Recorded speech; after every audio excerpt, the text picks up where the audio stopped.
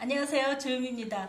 오늘은 그동안 화장품을 생각하는 방송 화생방에서 주로 영상을 보여드렸는데요. 오늘부터는 특별한 분을 모시고 화장품에 대한 이야기를 좀 나눠보는 그런 코너를 갖도록 하겠습니다. 사실 우리가 화장품 굉장히 자주 쓰고 많이 쓰는데 화장품을 어떻게 관리하는지, 또 어떻게 분류되어 있는지, 또 안전하게 생산하기 위해서는 뭘 하고 있는지 이런 거에 대해서는 사실 잘 모르는 경우가 많아요. 그래서 오늘 그 이야기부터 천천히 나눠보도록 하겠습니다. 자, 이제 본격적으로 얘기를 하기 전에 대한화장품협회에 잘 모르시는 분들 계실 것 같아서 소개를 좀 부탁을 드릴게요. 네, 일단 안녕하세요. 저는 화장품협회 송자은이라고 합니다. 일단 협회 하면은 잘 모르시는 분들 많으실 것 같은데요. 일단 뭐 제조회사나 그다음 화장품을 수입하는 회사나 또 위탁 제조해서 화장품을 판매하는 회사들의 단체라고 생각을 하시면 될 것 같습니다. 그래서 저희 주로 단체에서는 뭐 회원사들이 비즈니스를 하면서 얻는 어려움이 있을 때 그거를 갖다 해소하는 역할이나 아니면 대의적으로 화장품 산업의 발전 방안을 위해서 뭐 정책적 제안을 정부에 한다든지 제도 개선 연구, 그리고 요즘 K-뷰티가 요즘 뜨고 있잖아요. 그렇죠. 그래서 이제 우리나라 화장품이 전 세계에 많이 수출되고 있는데 수출 정보도 제공하는 역할을 하고 있습니다. 그 수출하는 기업, 이제 막 시작하려고 하는 기업에서는 도움이 많이 되겠네요. 네, 근데 지금 초기 단계라 조금 더 저희가 지원을 하는 방향을 생각을 하고 있습니다. 앞으로 이야기 나누면서 협회에 대한 이야기도 또 간혹 계속 듣도록 하겠습니다.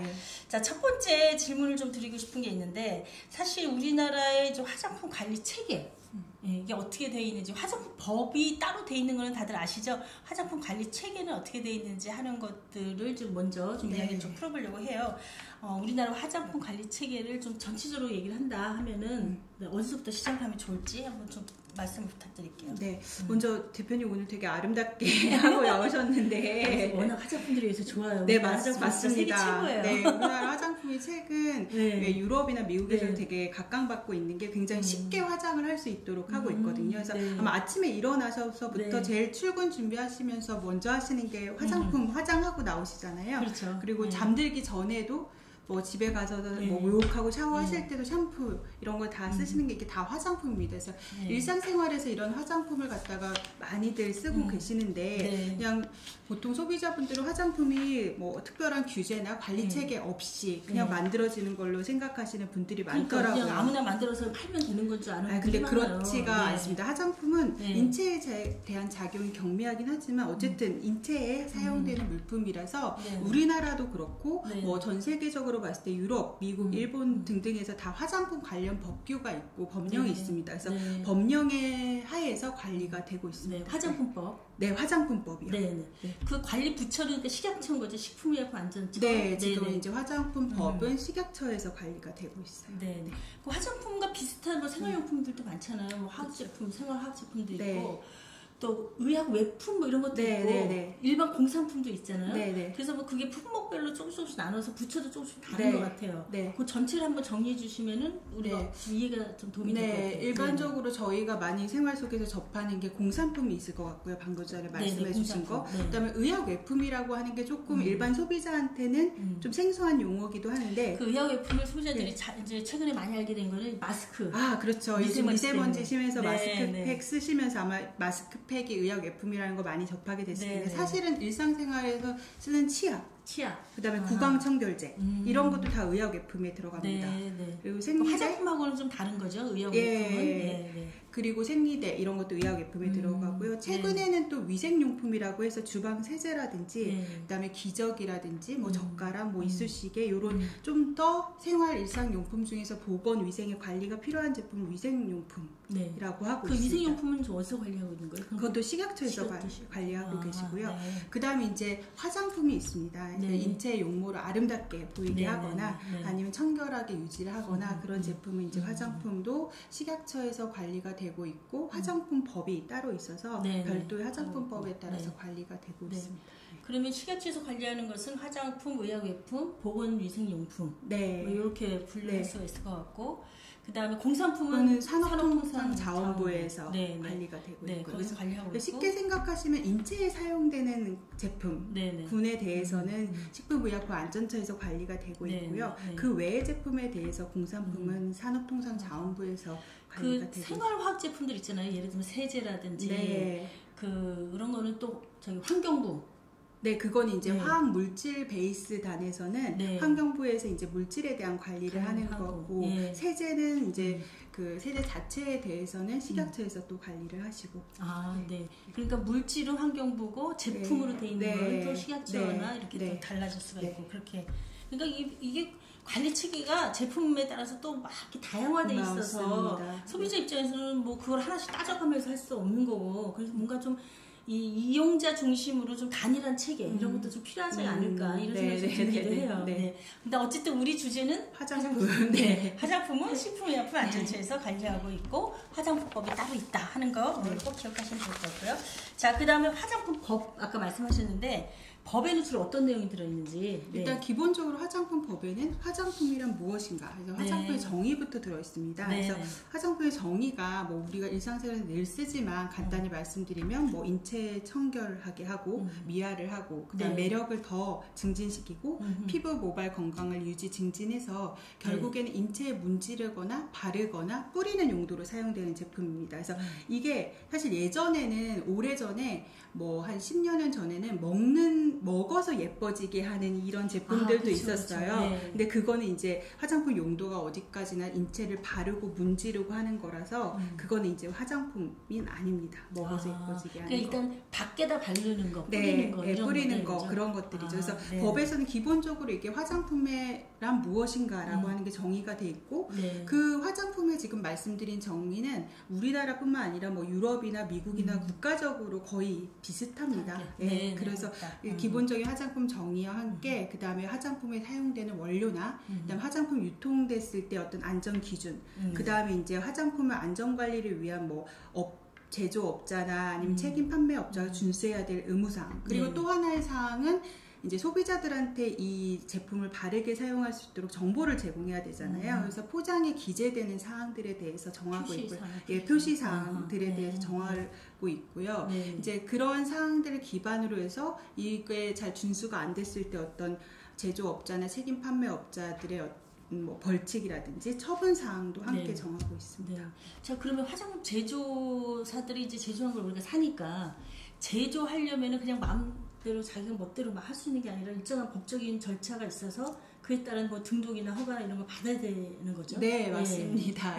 이제 우리나라에서는 이제 업등록이라고 하는 게 오래전부터 있었죠. 이제 다른 나라, 미국이나 유럽의 체계와는 조금 다르게 업자를 일단 우선적으로 등록을 해야 됩니다. 그래서 이제 화장품을 제조하기 위해서는 화장품 법에 따라서 제조업자로 등록을 하셔야 되고요.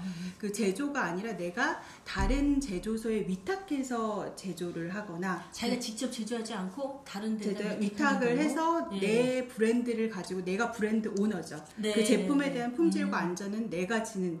그래서 그런 업자들은 이제 책임 판매업자라고 하는데 책임 판매업자. 그래서 책임 판매업자가 브랜드 오너로서 그런 뭐 위탁 제도에서 제조된 화장품을 판매하거나 아니면 수입해서 또 유통 판매할 때도 책임 판매업자로 등록이 돼야 됩니다. 그럼 제조업자와 책임 판매업자 이렇게 나눈다 이렇게 볼 수가 있겠네요. 그럼 무조건 등록해야 되고. 무조건 등록해야 되고. 근데 등록할 때도 그냥 등록하는 게 아니라 요건이 있습니다. 일단 화장품 제조하시려면 제조 시설을 갖춰야 되니까 제조업자 같은 경우는 제조 시설에 대한 요건이나 대표자에 대한 요건이 있고요. 그다음에 책임 판매업자 같은 경우는 결국에 이 제품에 대한 브랜드 오너이자 그다음에 제품이 유통되는 과정에서 문제가 생기거나 소비자 클레임을 받으려고 하면 그런 제품의 품질이나 안전에 대해서 관리가 돼야 되거든요. 그래서 책임 판매업자로 등록을 하기 위해서는 책임 판매 관리자를 선임을 해야 됩니다. 아, 그 회사 안에 책임 판매가 책임자로 책임자로 이제 선임을 하고 그 책임자가 결과적으로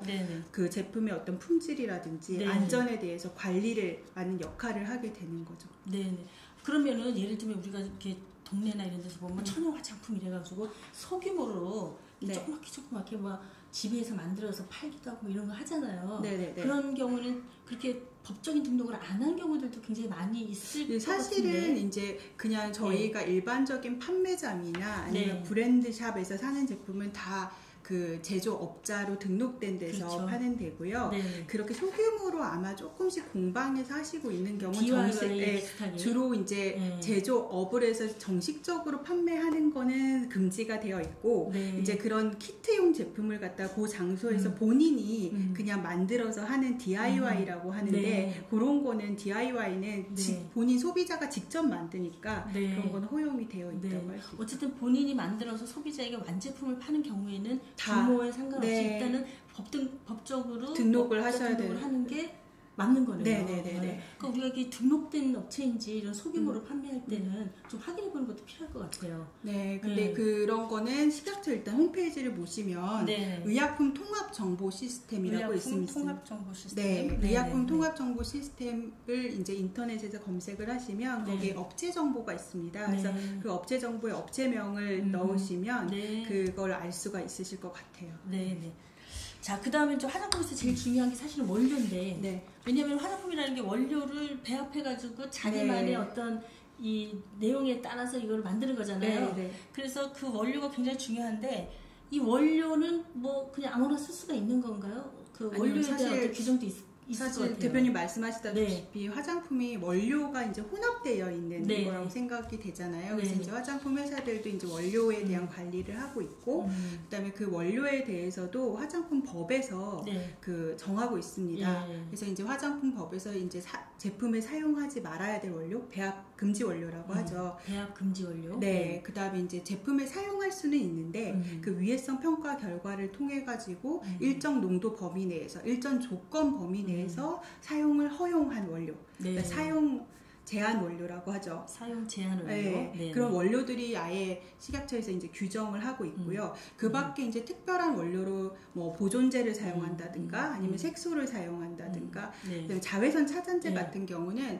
저희가 말씀드리는 걸로는 포지티브 시스템 포지티브 리스트가 있습니다. 네, 네. 네, 그래서 포지티브 리스트라고 하는 거는 그 보존제나 뭐 자외선 차단제, 색소를 사용하려면 그 리스트에 있는 원료만 그 농도 범위 내에서 그 조건 내에서 사용이 가능하세요. 네. 그래서 그럼 지금 설명하신 거 제가 정리해 보면 세 가지인데 배합 금지 원료가 있고, 네, 배합 그러니까 사용 제한 원료가 있고, 네, 네, 그 다음에 특정한 어떤 보존제라든가 자외선 차단제 같은 경우는 네, 요것만 써라라고 네. 허용된 목록이 있는 거예요. 네, 맞습니다. 그 세 가지의 조건에 맞게 써야 된다. 네, 네, 네. 이거네요, 그렇죠? 네, 네. 네, 네, 알겠습니다. 그래서 이제 요런 우리나라의 그 원료 관리 시스템 같은 경우는 거의 뭐 유럽이나 미국의 네, 시스템, 일본의 시스템하고 동일하다고 보시면 되고요. 사실은 네. 미국 같은 나라는 기업에게 더 책임이 있으니까 그렇죠. 네. 사실은 국가에서 정하고 있는 배합 금지 원료는 뭐 10개 안팎이에요. 그렇다고 해서 네. 기업들이 이제 뭐 덜 관리한다는 뜻은 아니고